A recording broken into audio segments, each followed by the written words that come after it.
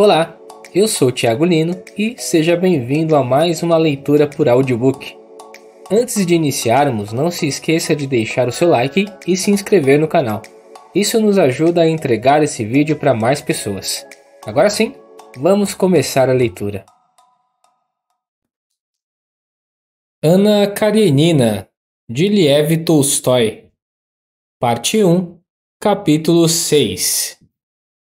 Quando Oblonsky perguntou a Lievin por que este estava em Moscou, Lievin ruborizou-se e irritou-se consigo mesmo por ter se ruborizado, pois não podia responder: vim pedir a sua cunhada em casamento, embora tivesse vindo exatamente por este pretexto.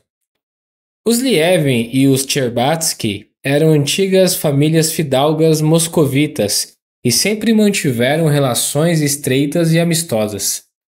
Essa ligação consolidou-se ainda mais na época em que Lievin foi estudante universitário. Preparou-se para a prova e ingressou na universidade juntamente com o jovem príncipe Tcherbatsky, irmão de Dolly e de Kitty. Nessa época, Lievin frequentava muito a casa dos Tcherbatsky e lá apaixonou-se. Por mais que possa parecer estranho, Konstantin Lievin apaixonou-se mais precisamente pela casa, pela família e, em especial, pela metade feminina da família Tcherbatsky.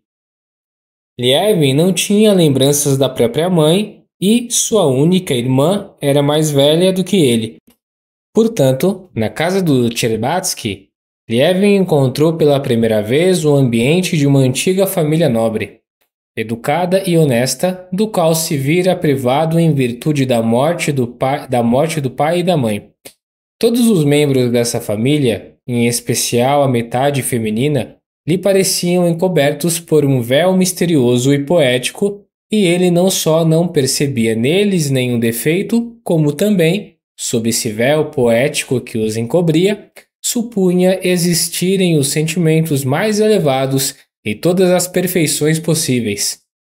Para que as três senhoritas precisavam falar inglês e francês em dias alternados, para que, em horas determinadas e em turnos alternados, eles tocavam piano, cujos sons se ouviam o tempo todo no quarto do irmão, no andar de cima, onde os universitários estudavam, para que vinham até lá aqueles professores de literatura francesa, de música, de desenho, de dança, para que, em horas determinadas, as três senhoritas saíam na caleche com Mademoiselle Linon rumo ao Boulevard Tverskoy, em seus casacos de cetim, Dolly com o longo, Natalia com o médio e Kitty com o bem curto, de modo que suas perninhas graciosas, cingidas com firmeza por meias vermelhas, ficavam inteiramente à mostra.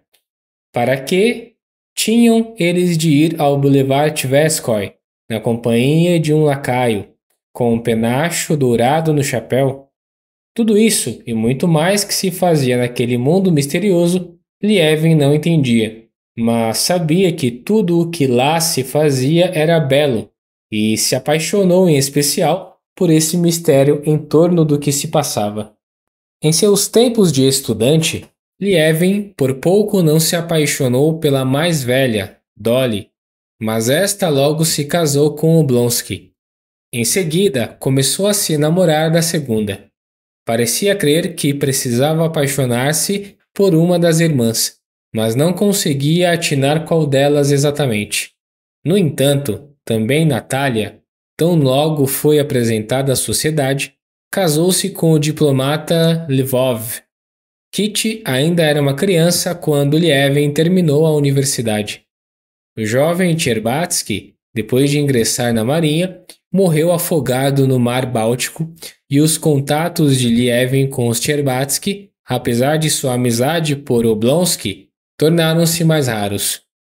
Mas quando, no início do inverno daquele ano, Lievin veio a Moscou após um ano no campo e encontrou com os Tcherbatsky, compreendeu por qual das três estava de fato destinado a se apaixonar. À primeira vista, nada poderia ser mais simples do que ele, um homem de boa linhagem, de 32 anos, mais para rico do que para pobre, pedir em casamento a princesa Tcherbatskaya. Com toda a probabilidade, logo o considerariam um ótimo partido. Mas Lievin estava apaixonado e por isso lhe parecia que Kit era de tamanha perfeição em todos os aspectos que havia de estar forçosamente acima de tudo o que existia na Terra, e que ele, por sua vez, era uma criatura tão baixa e terrena que nem se poderia conceber que os outros e a própria Kit o julgassem digno dela.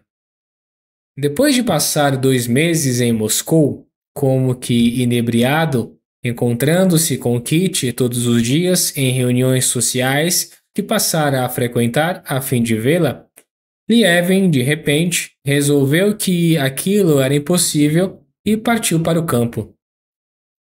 A convicção de Lievin de que se tratava de algo impossível apoiava-se no fato de que, aos olhos dos parentes, ele não era um partido vantajoso e digno da encantadora Kitty, e de que a própria Kitty não poderia amá-lo. Aos olhos dos parentes, Lievin não tinha uma atividade regular e determinada, e tampouco uma posição na sociedade, ao passo que os seus colegas, a essa altura da vida, quando ele contava com 32 anos, já eram alguns coronéis e ajudantes de campo, outros professores, outros diretores de banco e de estrada de ferro, ou chefes de repartição pública, como Oblonsky. Lievin, por sua vez, e ele sabia muito bem como os outros o viam, não passava de um senhor de terras. Dedicava-se à criação de vacas, à caça de narcejas e à edificação rural, ou seja, um pobre medíocre, que nada conseguira e que fazia, na opinião da sociedade, o mesmo que fazem pessoas imprestáveis. A misteriosa e encantadora Kitty não poderia amar um homem tão feio como Lievin se julgava, e, sobretudo, tão comum, que não se destacava por coisa alguma. Além disso, o seu relacionamento anterior com Kitty, a relação de um adulto com uma criança, decorrente de sua amizade com o irmão dela, lhe parecia um obstáculo a mais para o amor. Um homem feio e bom, como Lievin se julgava, poderia, na sua opinião, ser estimado como um amigo, mas para ser amado com aquele amor que sentia por Kitty, era necessário ser um homem belo, importante e fora do comum. Já ouvira dizer que as mulheres, muitas vezes, amavam homens feios e comuns, mas não acreditava, porque julgava os outros por si mesmo, e ele só seria capaz de amar mulheres belas, misteriosas e fora do comum. Fora do comum. No entanto, depois de 2 meses sozinho no campo, Lievin se convenceu de que não se tratava de uma daquelas paixões que experimentara na mocidade, que esse sentimento não lhe dava um minuto de sossego, que ele não conseguiria viver sem solucionar a seguinte questão: haveria de ser ela a sua esposa ou não? E que o seu desespero provinha apenas da sua imaginação, pois ele não tinha nenhuma prova de que seria rejeitado. E dessa vez, veio a Moscou imbuído do firme propósito de pedir sua mão e casar, se fosse aceito. Ou então, nem conseguia pensar no que seria dele, se o rejeitassem. Capítulo 7. Depois de chegar a Moscou no trem da manhã, Lievin hospedou-se na casa de Koznichev, seu irmão por parte de mãe, mais velho que ele, e, após trocar-se, foi encontrá-lo em seu escritório com a intenção de contar-lhe imediatamente o motivo de sua vinda e pedir seu conselho. Mas o irmão não estava só. Em sua companhia estava um famoso professor de filosofia, que viera de Kharkov, especialmente para esclarecer um mal-entendido que surgira entre eles, em torno de questões filosóficas de extrema importância. O professor tratava uma polêmica ardorosa contra os materialistas. Sergei Koznichev acompanhava-a com interesse e, tendo lido o mais recente artigo do professor, escreveu-lhe uma carta com as suas objeções. Acusava-o de fazer excessivas concessões aos materialistas. O professor veio imediatamente a fim de chegar a um entendimento. A discussão tratava de uma questão muito em voga. Existe uma fronteira entre os fenômenos psíquicos e fisiológicos na atividade humana? E onde ela se encontra? Sergei Ivanovich recebeu o irmão com um sorriso afetuoso e frio a que todos estavam habituados e, depois de apresentá-lo ao professor, prosseguiu a conversa. O homenzinho bilioso, de óculos e de testa estreita, desviou-se da conversa por um instante a fim de cumprimentá-lo e deu seguimento ao debate, sem prestar atenção a Lievin.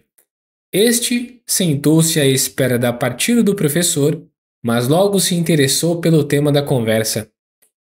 Lievin costumava encontrar nas revistas os artigos que eram objeto do debate e os lia.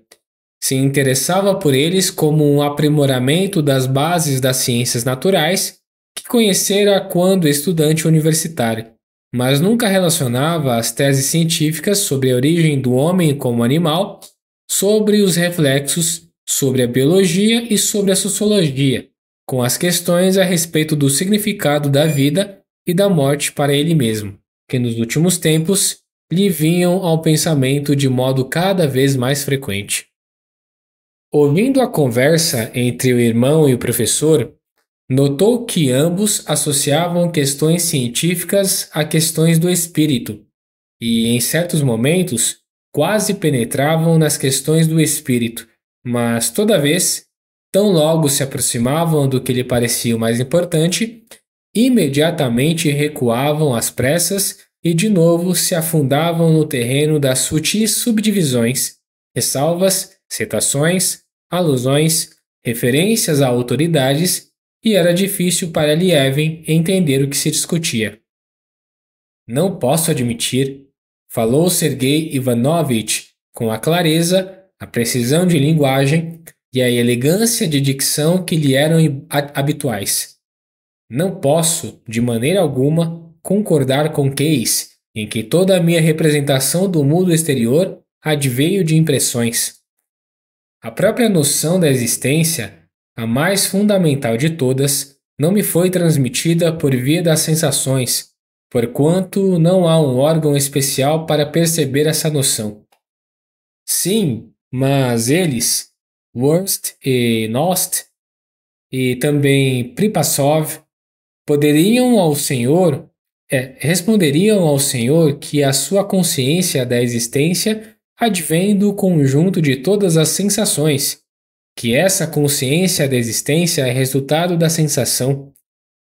Wurst até afirma diretamente que, se não houver sensação, tampouco haverá noção de existência. Eu afirmo o contrário, começou Sergei Ivanovich. Mas aqui, de novo, Lievin teve a impressão de que eles, ao se aproximarem do principal, recuavam mais uma vez e resolveu formular uma pergunta ao professor. Portanto, se meus sentimentos forem aniquilados, se meu corpo morrer, não poderá haver absolutamente nenhum tipo de existência? Perguntou.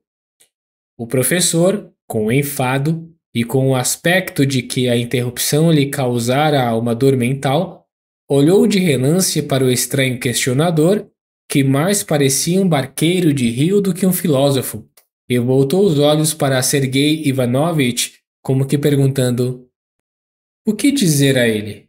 Mas Sergei Ivanovich, que estava longe de se expressar com esforço e com uma visão unilateral do professor, e que conservava a largueza de pensamento necessária para responder ao professor e, ao mesmo tempo, entender o ponto de vista simples e natural que dera origem à pergunta, sorriu e disse: essa questão ainda não temos o direito de solucionar. Não temos dados, corroborou o professor e prosseguiu seus argumentos. Não, disse ele. Assinalo que se, como afirma Pripassov, de forma direta, a sensação também se fundamenta na impressão. Devemos distinguir rigorosamente esses dois conceitos. Liev não escutou mais e esperou que o professor fosse embora. Capítulo 8. Quando o professor saiu, Sergei Ivanovich voltou-se para o irmão e disse: Fico muito contente por você ter vindo. Vai se demorar? Como vai a sua propriedade? Lievin sabia que os afazeres na propriedade rural pouco interessavam ao irmão mais velho e que ele lhe perguntava por mera formalidade, e por isso limitou-se a falar da venda do trigo e de dinheiro.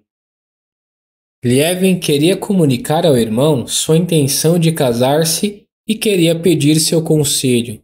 Estava até firmemente resolvido a isso, mas quando o encontrou e acompanhou sua conversa com o professor, quando ouviu, depois disso, o involuntário tom protetor com que o irmão lhe indagou a respeito dos assuntos da propriedade, as terras da mãe não tinham sido divididas e Liev administrava as partes de ambos. Se deu conta de que, por algum motivo, não era capaz de começar a falar sobre a decisão de casar-se. Sentia que o irmão não ia encarar a questão da forma como ele desejava. E então, como vai o seu Zemstevo? Perguntou Sergei Ivanovich, que muito se interessava pelos conselhos rurais e lhes atribuía uma grande importância. Para dizer a verdade, não sei. Mas como? Você não é membro do conselho? Não, já não sou um dos membros. Saí, respondeu Konstantin Lievin, e não vou mais às reuniões. Poxa, que pena! Exclamou Sergei Ivanovich, que franziu a testa. Lievin, para justificar-se, passou a contar o que ocorria nas reuniões em seu distrito. Pois é sempre assim. Interrompeu-o Sergei Ivanovich. Nós, russos, somos sempre assim. Talvez seja também uma característica positiva, a capacidade de enxergar nossos defeitos, mas nós exageramos, nos consolamos com ironias, que trazemos sempre na ponta da língua. Pois eu lhe digo uma coisa. Desses mesmos direitos que têm os nossos conselhos rurais a outro povo europeu, aos alemães ou aos ingleses, e eles abririam seu caminho rumo à liberdade. Mas nós, tudo o que fazemos é zombar.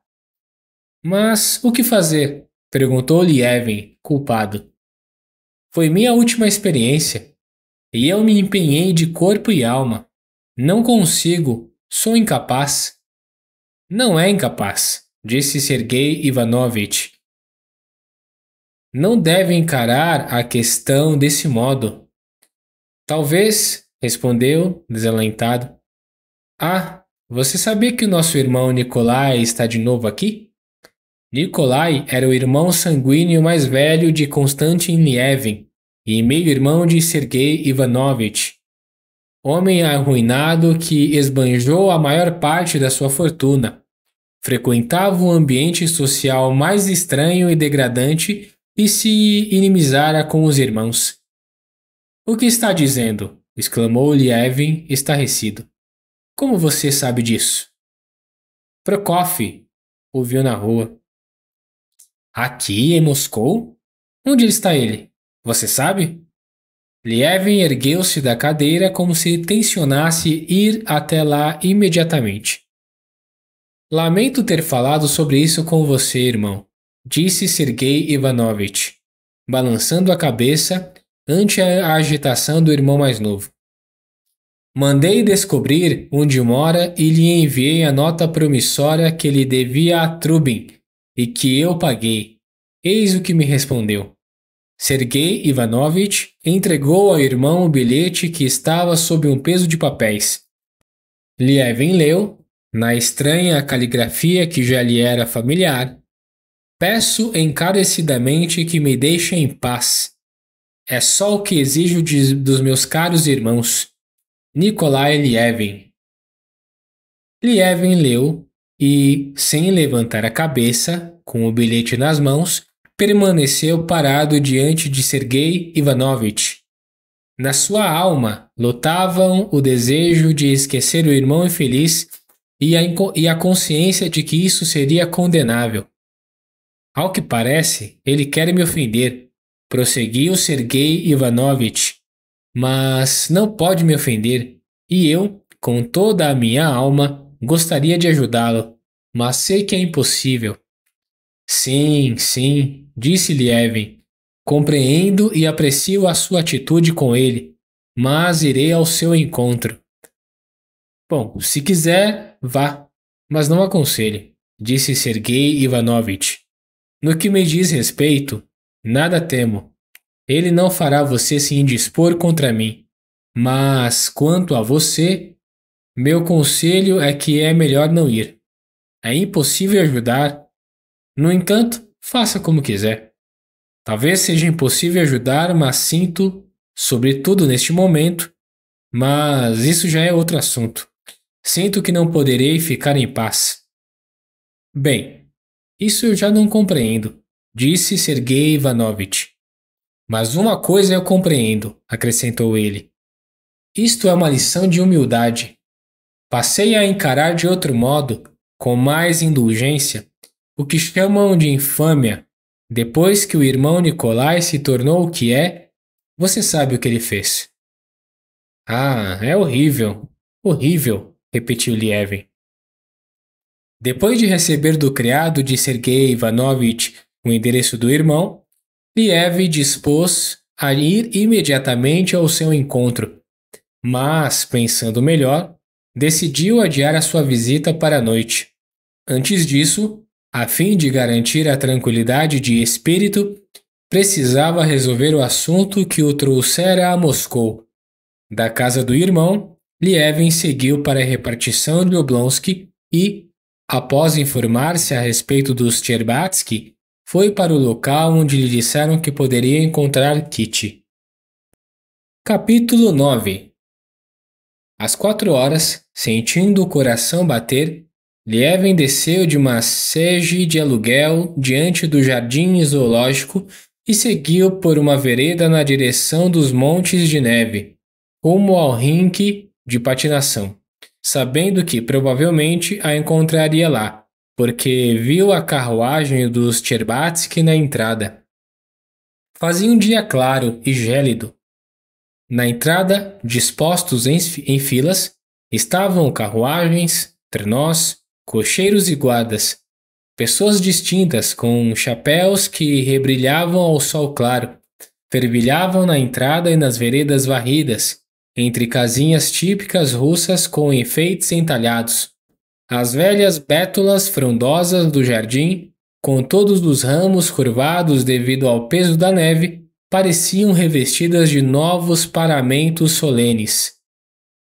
Ele seguiu pela vereda rumo ao rink e dizia consigo: é preciso não se perturbar. O que há? O que tem você? Cale-se, idiota! Dizia para o seu coração. E quanto mais tentava acalmar-se, mais a falta de ar o sufocava.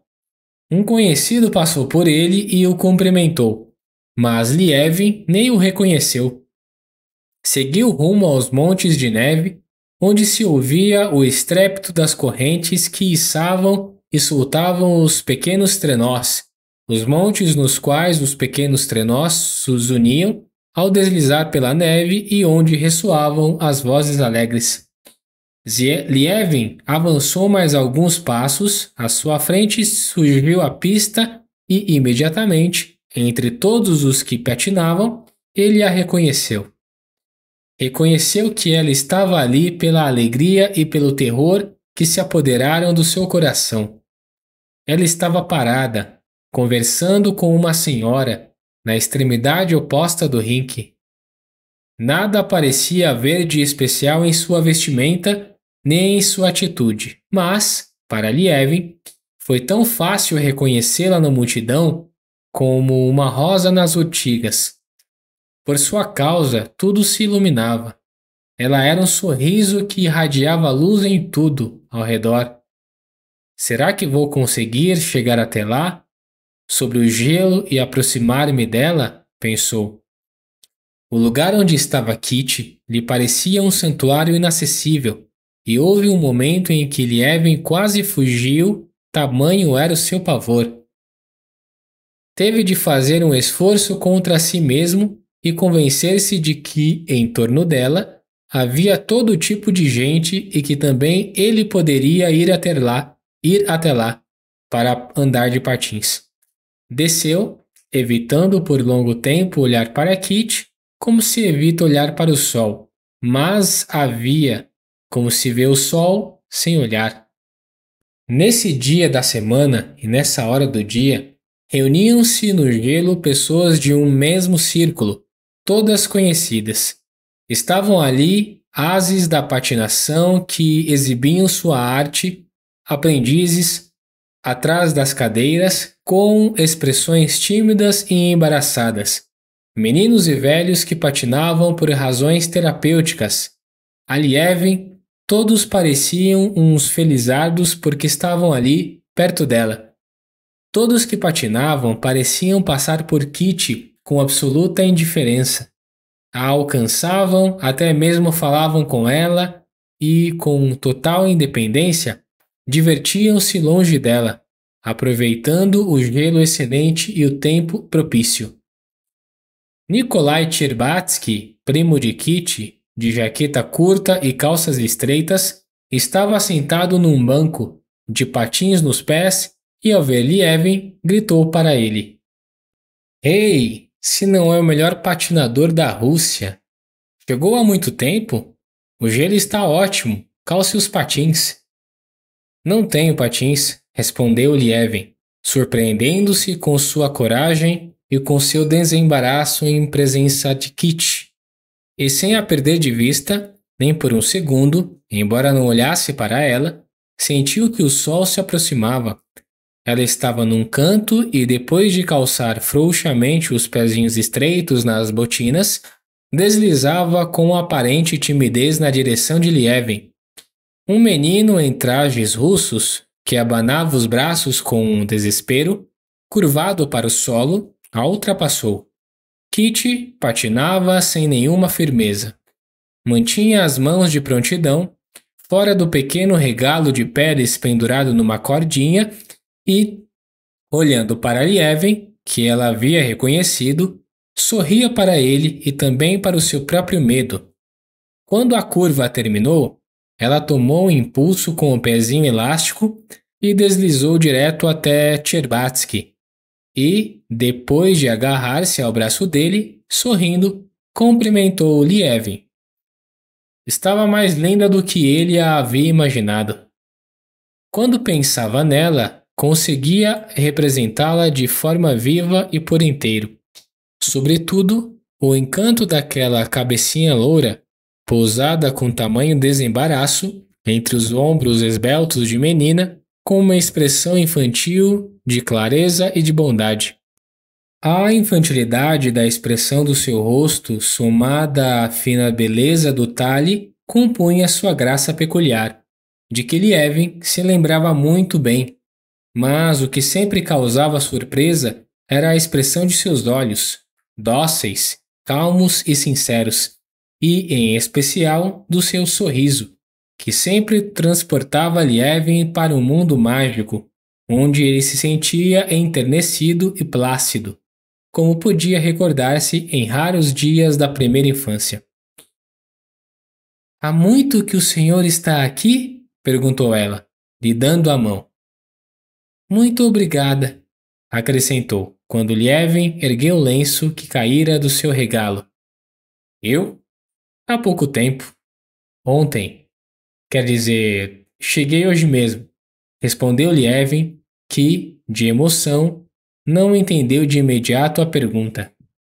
Eu pretendia ir à casa da senhorita, disse ele, e no mesmo instante, ao recordar com que intuito a procurava, perturbou-se e ruborizou-se. Eu não sabia que a senhorita patinava no rink, e como patina bem. Ela fitou com atenção, como se tentasse compreender a causa de sua perturbação. Tenho de dar valor a esse elogio. Aqui vigora a tradição de que o senhor é o melhor de todos os patinadores, disse ela, enquanto com a mãozinha envolta por uma luva negra, sacudia as agulhas de gelo que haviam caído sobre o regalo. Sim, tempos atrás eu patinava com paixão. Queria alcançar a perfeição. O senhor, ao que parece, faz tudo com paixão, disse, sorrindo. Eu tinha muita vontade de ver como o senhor patina. Calce os patins e vamos patinar juntos. Patinar juntos? Será possível? Pensou Lievin, enquanto olhava para ela. Vou me calçar no instante, disse ele, e foi calçar os patins. Faz muito tempo que o senhor não aparece, patrão, disse o encarregado da pista, segurando o pé de Lievin e apertando o tacão do patim. Nenhum dos fidalgos é um mestre à altura do senhor. Será que assim está bom? Perguntou, puxando a correia. Está bem, está bem. Depressa, por favor, respondeu Lievin, reprimindo com esforço o sorriso de felicidade que tomou involuntariamente o seu rosto. Sim, pensou. Isto é vida, isto é felicidade. Juntos, disse ela. Vamos patinar juntos. Devo falar com ela agora? Mas tenho medo de falar porque agora estou feliz. Feliz, ainda que só de esperança. E então, mas é preciso. É preciso. Fora, fraqueza, fora. Lievin se pôs de pé, tirou o casaco e, depois de tomar impulso no gelo áspero, junto ao pavilhão, saiu veloz para o gelo liso e deslizou sem esforço, como se acelerasse, retardasse ou mudasse de direção unicamente pela sua vontade. Aproximou-se dela com timidez, mas de novo o sorriso de Kitty o tranquilizou. Ela lhe deu a mão e os dois seguiram lado a lado, aumentando a velocidade e, quanto mais rápido, mais forte ela apertava a mão de Lievin. Com o senhor, eu aprenderia mais depressa. Por algum motivo, sinto-me segura ao seu lado, disse ela. E eu me sinto mais seguro de mim mesmo quando a senhorita se apoia em mim, disse ele, mas no mesmo instante se assustou com o que dizia e ruborizou-se. De fato, subitamente, tão logo pronunciou essas palavras, como se o sol se ocultasse atrás de uma nuvem, o rosto de Kitty perdeu toda a ternura e Lievin percebeu nela o conhecido movimento de fisionomia que denotava um esforço de pensamento. Na testa lisa, uma ruguinha entumecera. Alguma coisa a aborreceu? Na verdade, não tenho direito de perguntar. Por quê? Não, nada me aborreceu, respondeu Kitty friamente e acrescentou, ligeiro. O senhor não viu a Mademoiselle Linon? Ainda não. Vá falar com ela. Gosta tanto do senhor. O que há? Será que eu a ofendi? Meu Deus, me ajude! Pensou Lievin e seguiu ligeiro na direção da velha francesa, de madeixas grisalhas, que estava sentada num banco. Sorrindo e pondo à mostra seus dentes postiços, ela o recebeu como a um velho amigo. Ora, como estamos crescendo! Disse para Lievin, apontando para Kitty com os olhos. E ficando mais velhos. O Tinibir já ficou grande, prosseguiu a francesa, rindo, e recordou o gracejo de Lievin sobre as 3 jovens irmãs, que ele chamava de 3 ursos, como no canto infantil inglês. Lembra como o senhor dizia? Lievin, positivamente, não se lembrava, mas já havia 10 anos que ela ria desse gracejo e o adorava. Bem, agora vá patinar. A nossa Kitty aprendeu a patinar muito bem, não é mesmo?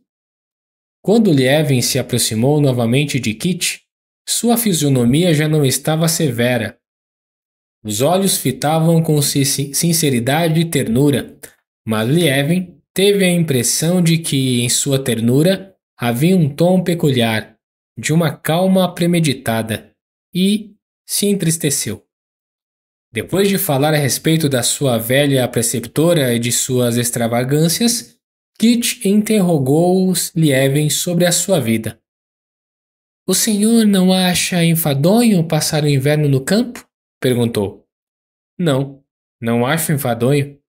Ando sempre muito ocupado, respondeu, percebendo que ela começava a sujeitá-lo ao seu tom calmo, do qual Lievin não teria forças para escapar, a exemplo do que ocorrera no início do inverno. O senhor vai ficar aqui muito tempo? Perguntou Kit. Não sei, respondeu, sem pensar no que dizia.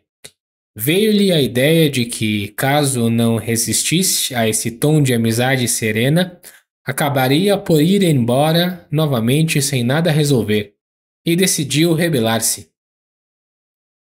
Como não sabe? Ué, não sei. Depende da senhorita, disse ele, e, imediatamente, se apavorou com as próprias palavras. Kitty ou não ouviu as palavras dele, ou não quis ouvir. No entanto, pareceu tropeçar, esbarrando com o pezinho 2 vezes no chão e patinou depressa para longe de Lievin. Patinou na direção de Mademoiselle Linon. Disse-lhe algo e seguiu para o pavilhão onde as senhoras descalçavam os patins. Meu Deus, o que eu fiz? Santo Deus, ajude-me, dê-me uma luz, disse Lievin numa reza, mas ao mesmo tempo sentiu a necessidade de um movimento enérgico e patinou em velocidade, descrevendo círculos para fora e para dentro. Nesse momento, um dos jovens, o melhor dos novos patinadores, com um cigarro na boca e de patins, saiu da cafeteria e, depois de tomar impulso, lançou-se escada abaixo, pelos degraus, aos saltos e com estrépito. Voou para a pista e, sem sequer mudar a posição natural da mão, saiu a patinar sobre o gelo. Ah, um truque novo! Exclamou Lievin e, na mesma hora, correu para cima a fim de executar o novo truque. Não vá se machucar. É preciso ter prática, gritou-lhe Nikolai Tcherbatsky.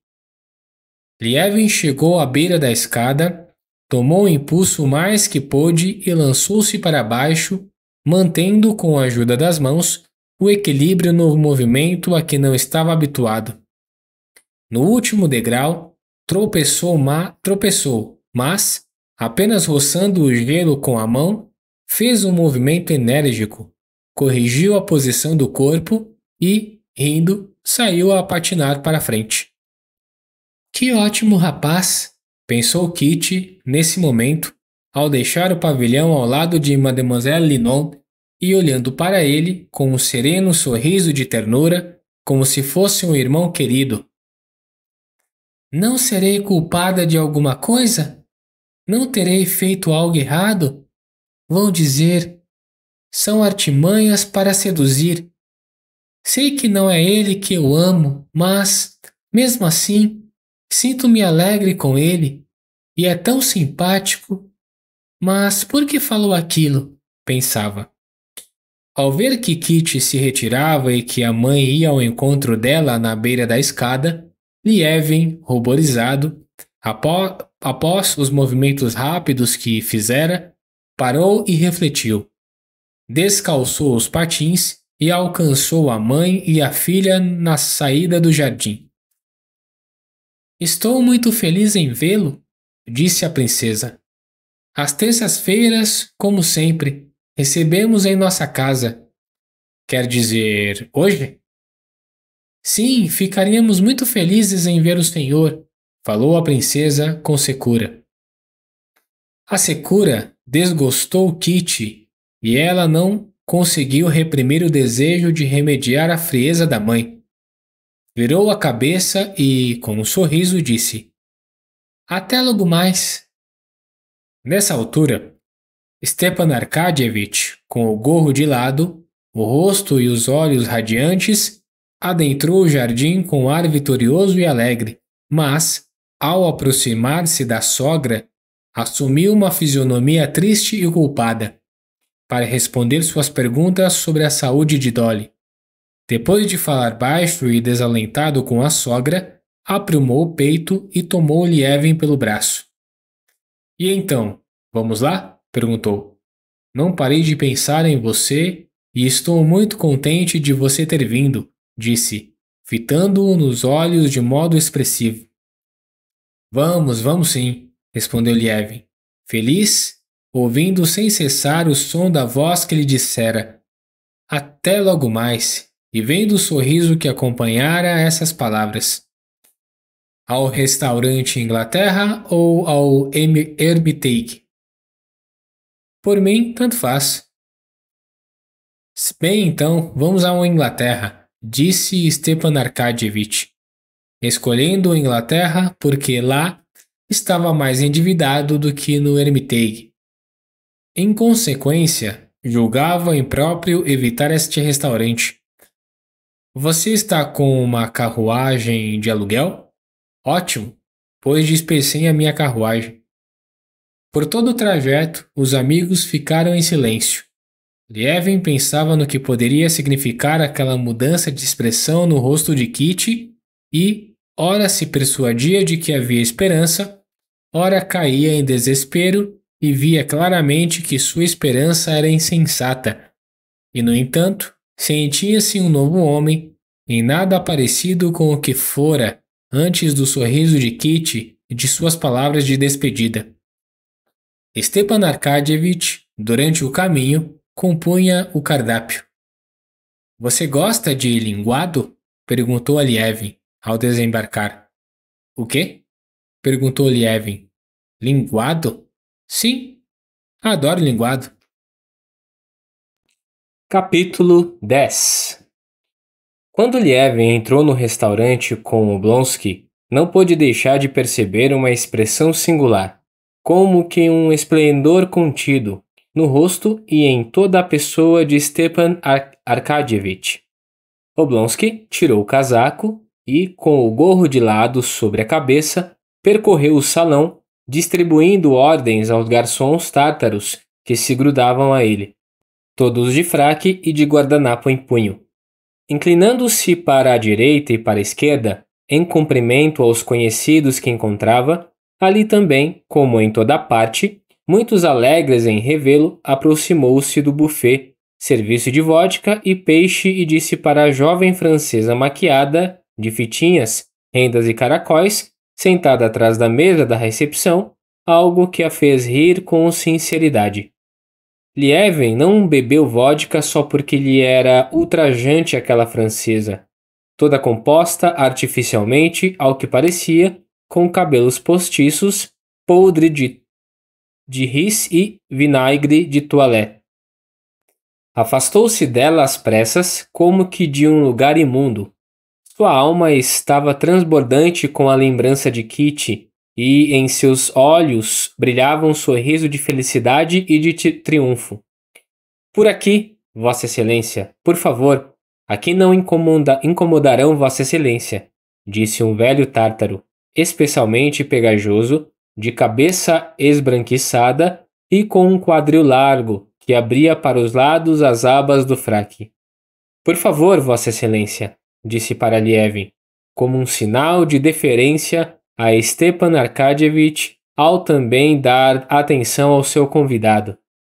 Depois de estender uma toalha limpa sobre uma mesa redonda, já coberta por outra toalha e sob um candelabro de bronze, ele aproximou cadeiras de veludo e postou-se diante de Stepan Arkadyevitch, com um guardanapo e um cartão nas mãos, à espera dos pedidos.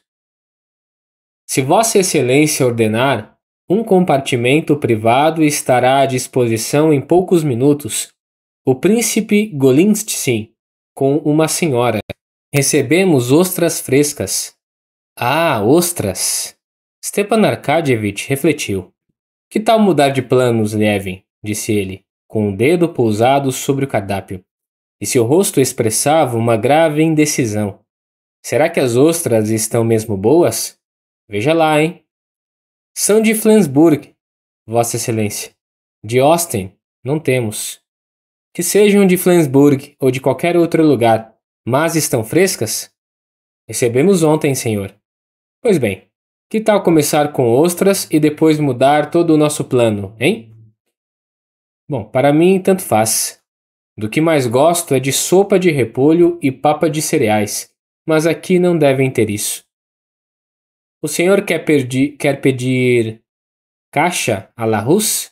Perguntou o tártaro, como uma babá a uma criança, curvando-se para Lieven. Não, sem brincadeira. O que você escolher estará bem para mim. Andei de patins e quero comer. E não pense, acrescentou depois de notar no rosto de Oblonsky um certo descontentamento. Não pense que não vou dar valor à sua escolha. Comerei com todo prazer. Ora, mas é claro. Pois, digam o que disserem, isto é um dos prazeres da vida, respondeu Stepan Arkadyevitch. Pois bem, sirva-nos, meu irmão, 20 ostras, ou melhor, 30, e sopa de legumes. Printanier, emendou o tártaro, mas Stepan Arkadyevitch, pelo visto, não queria lhe dar o prazer de denominar os pratos em francês. Com legumes, entende? Depois, linguado ao molho, depois, rosbife. Mas, cuide para que fique bem passado. Depois, frango e, quem sabe, umas frutas em conserva. O tártaro, lembrando que Stepan Arkadyevitch não denominava os pratos segundo o cardápio francês, não repetiu o pedido em voz alta, mas deu a si mesmo o prazer de repetir em pensamento o que dizia o cardápio. Sopa printanière, linguado ao molho bermachin, poulard estragon, macédoine de fruits. E no mesmo instante, mesmo que impelido por molas, fechou um cardápio encadenado, apanhou outro, o de vinhos, e o ofereceu a Stepan Arkadyevitch. O que vamos beber? Eu quero só um pouco de champanhe, respondeu Lievin. Como? Para começar? Pensando bem, por que não? Você prefere o de selo branco? Chateau Blanc, emendou o tártaro. Pois bem, então nos traga uma dessa marca, junto com ostras e depois veremos. Perfeitamente, senhor. E o vinho de mesa, qual vai pedir? Traga Nuit. Não, é melhor o clássico Chablis. Perfeitamente, senhor. Vai pedir o queijo do senhor? Sim, quero o parmesão, por favor. Ou você prefere um outro? Não, para mim tanto faz, disse Lievin, sem conseguir conter um sorriso. O tártaro se retirou, com as abas do fraque abertas para os lados por cima dos quadris largos e, após 5 minutos, reentrou ligeiro, com uma travessa de ostras, já abertas, em conchas de madrepérola e com uma garrafa presa entre os dedos. Stepan Arkadyevitch amarratou um guardanapo engomado, enfiou-o por dentro do colete e, depois de apoiar os braços de maneira confortável, passou a ocupar-se das ostras. Ah, nada mal, disse ele, enquanto extraía as ostras das conchas de madrepérola com a ajuda de um garfinho de prata e engolia uma após a outra. Nada mal, repetiu, levantando os olhos úmidos e reluzentes, ora para Lievin, ora para o tártaro. Lievin também comeu as ostras, embora preferisse o queijo e o pão branco, mas olhava para Oblonsky com admiração. Até o tártaro, que havia retirado a rolha de cortiça e servira o vinho espumante em finos cálices bisotados, contemplava Stepan Arkadyevitch com um flagrante sorriso de prazer, enquanto ajeitava sua gravata branca. Você não gosta muito de ostras, não é? Disse Stepan Arkadyevitch, bebendo da sua taça. Ou está preocupado, hein? Queria que Lievin ficasse alegre, mas Lievin, em vez de alegre, sentia-se constrangido. Por causa daquilo que trazia na mão, era horroroso e incômodo para ele estar ali no restaurante, em meio a compartimentos privados onde homens jantavam em companhia de senhoras, e cercado por tamanha agitação e rebuliço. Os adornos de bronze, os espelhos, as lâmpadas a gás, os tártaros, tudo para ele era ultrajante. Temia manchar aquilo que inundava sua alma. Eu? Sim, estou preocupado.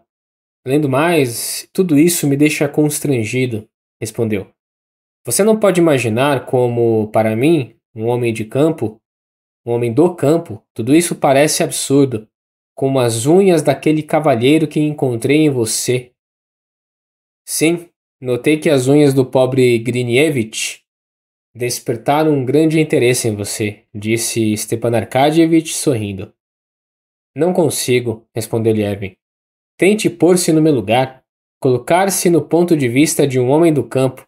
Nós, no campo, tentamos manter as mãos em condições adequadas para trabalhar. Por isso, cortamos as unhas, às vezes arregaçamos as mangas. Mas aqui, as pessoas deixam as unhas crescerem, de propósito, o mais que podem, e engancham nos punhos ou abotoaduras que mais parecem pires, de tal modo que não é possível fazer nada com as mãos. Stepan Arkadyevich sorriu, alegre. Sim, é um sinal de que ele não precisa executar nenhum trabalho rude. Trabalha com a inteligência. Pode ser.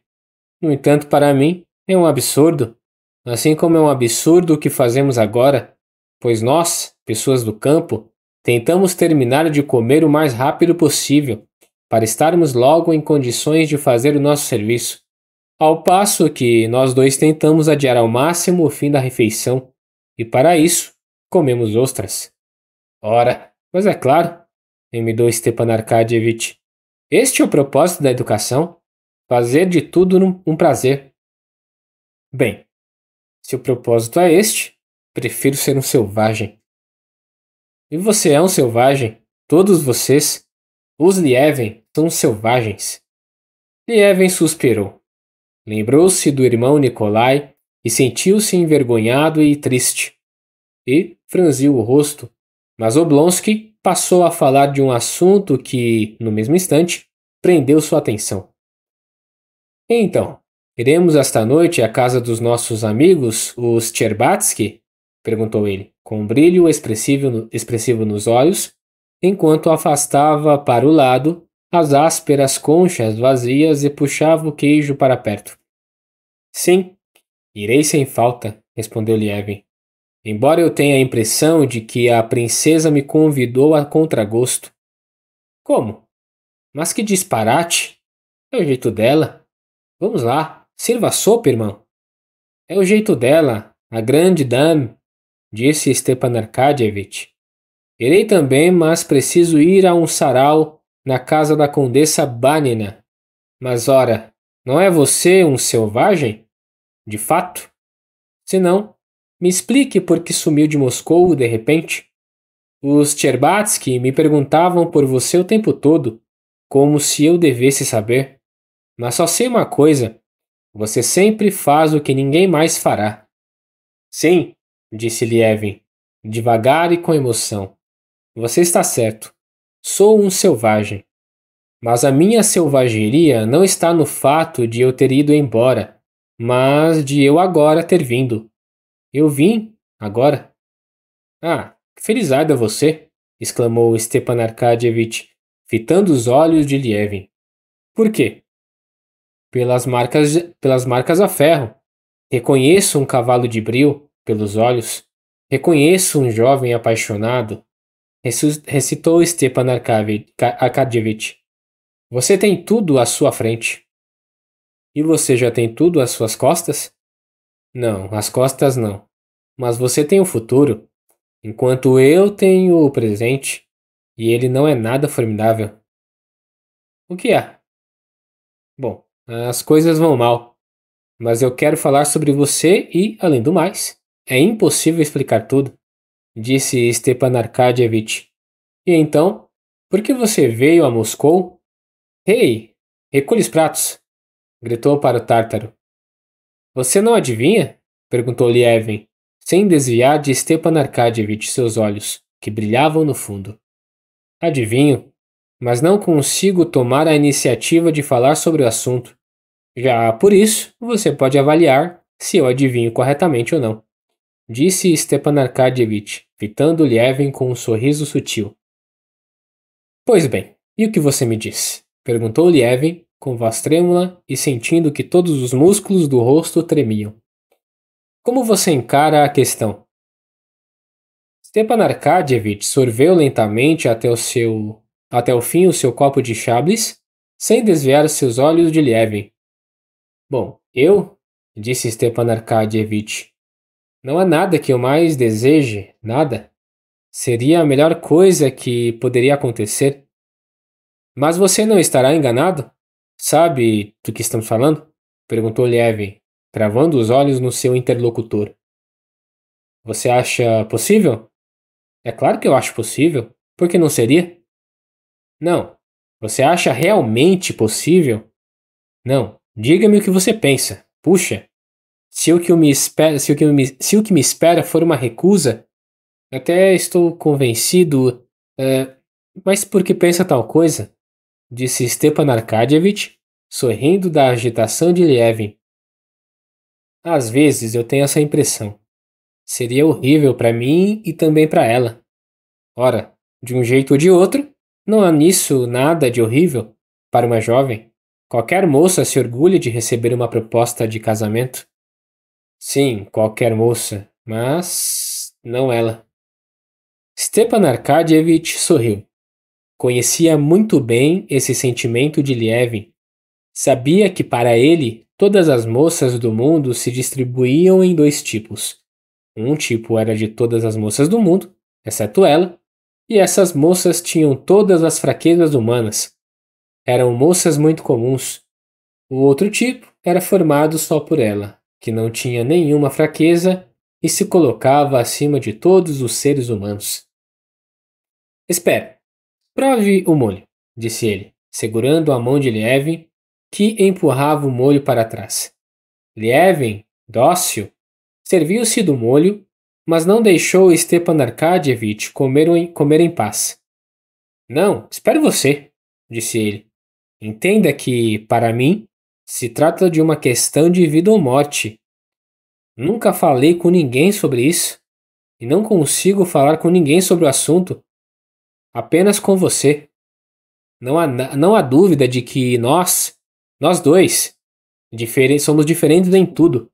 No gosto, na maneira de ver em tudo, mas sei que você gosta de mim e me compreende, e por isso eu gosto terrivelmente de você. Mas, pelo amor de Deus, seja totalmente sincero. Bom, vou lhe dizer o que eu penso, respondeu Stepan Arkadyevitch, sorrindo. Mas vou lhe dizer outra coisa. Minha esposa, minha mulher, admirabilíssima.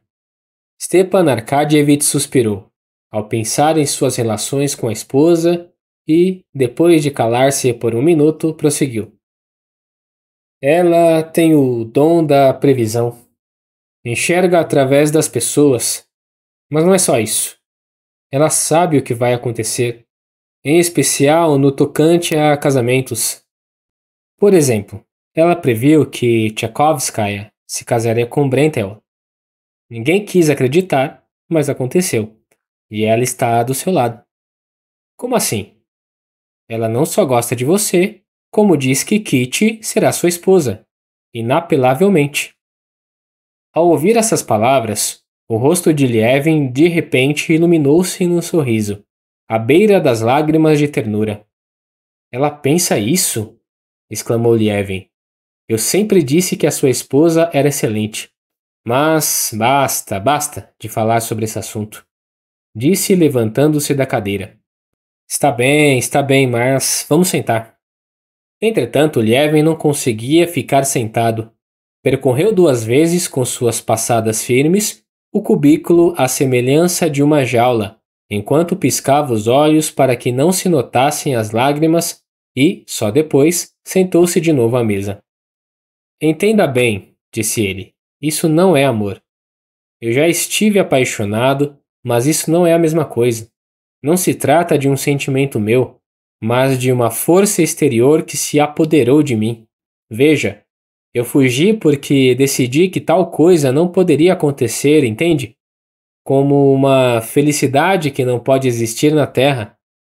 Mas lutei contra mim mesmo e vejo que sem isso não existe vida. E é preciso resolver. Para que você foi embora? Ah, espere. Ah, quantos pensamentos. Quanta coisa preciso perguntar. Escute, você não pode imaginar o que fez por mim com isso que falou agora. Estou tão feliz que até me tornei um canalha. Esqueci de tudo.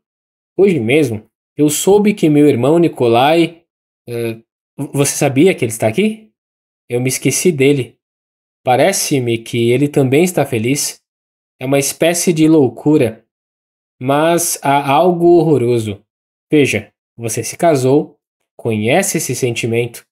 É horrível que nós, velhos, já com um passado, não de amor, mas de pecados, de repente nos aproximemos de uma criatura pura, inocente.